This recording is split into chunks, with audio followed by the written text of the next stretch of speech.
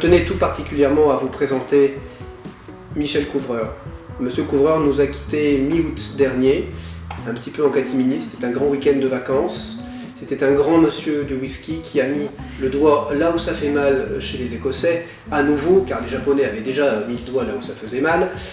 C'est un monsieur qui était passionné du monde des whiskies, il était belge, il avait un pied-à-terre à Beaune, à Bouse-les-Beaunes, où il faisait vieillir ses jus, et il avait également un pied-à-terre en Angleterre, parce qu'il est allé en Écosse, il a acheté des terres, il a semé de l'orge, notamment de la Bearry Barley, une orge assez rare et extrêmement chère.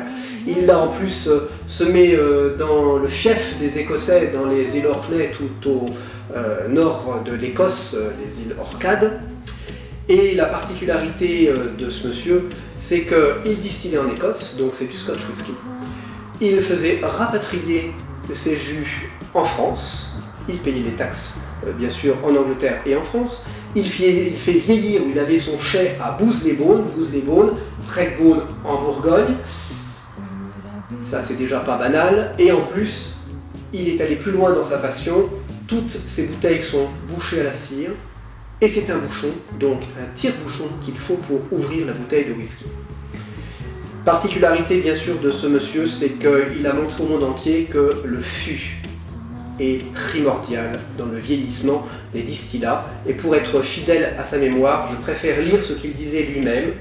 Le whisky est la fécondation d'un distillat de céréales par bois de chêne, intensément imprégné des saveurs de grand vin. Ce qui fait que pour faire maturer les grands whiskies, il faut avoir accès aux grands vins, aux foudres, aux fûts de deuxième ou troisième génération. Ça donne des concentrations aromatiques absolument incroyables. Et j'ai dans la main une bouteille de Blossoming Old Chariot, un grand whisky comme on en faisait à l'époque de Victoria au 19e siècle. Une coloration absolument somptueuse, une palette d'arômes éblouissante. En général, je le consomme avec un bon camarade au coin de la cheminée, on refait le monde, ça se partage entre amoureux des bonnes choses. Je bois à la santé de Michel, farewell so long, on se retrouvera avec la part des anges.